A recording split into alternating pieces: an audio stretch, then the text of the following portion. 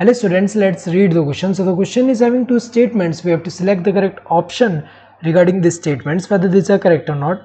Statement 1 is centrioles are membraneless as ribosomes. Correct है.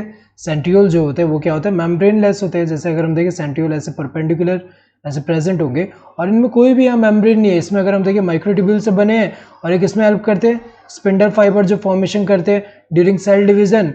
और ये क्रोमोसोम जो होता है ड्यूरिंग सेल डिवीजन में क्रोमोसोम के सेंट्रोमियर रीजन जो है वहाँ पे अटैच करेंगे, जो काइनेटोकोर प्रोटीन है उससे अटैच करेंगे.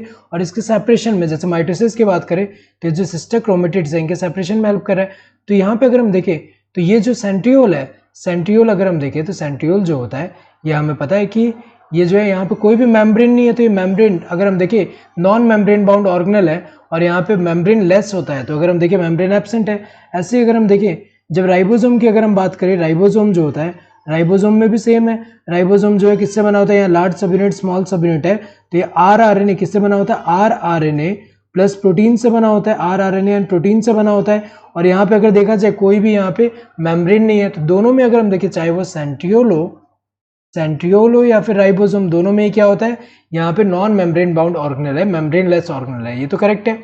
Both are found in higher plants, ये तो इनकरेक्ट है. हायर प्लांट्स में राइबोसोम्स तो होंगे, सेंट्रियोल्स नहीं होंगे. सेंट्रियोल्स अगर हम देखें उनमें एब्सेंट है. सेंट्रियोल की जगह वहां क्या प्रेजेंट होता है, microtubule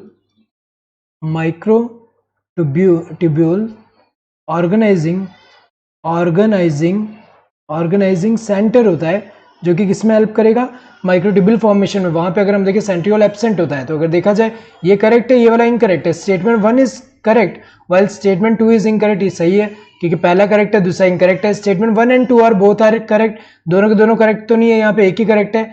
statement 1 is incorrect while statement 2 is correct. ये भी गलत है क्योंकि स्टेटमेंट 1 जो है इनकरेक्ट नहीं है, करेक्ट है. और स्टेटमेंट 2 जो है वो करेक्ट नहीं है, इनकरेक्ट है. Both statements are incorrect. अगर हम देखिए इनकरेक्ट हुआ क्योंकि दोनों के दोनों तो इनकरेक्ट नहीं है, ये वाला करेक्ट है. Correct answer would be this first one. Hope you understood the question. Thank you and all the best.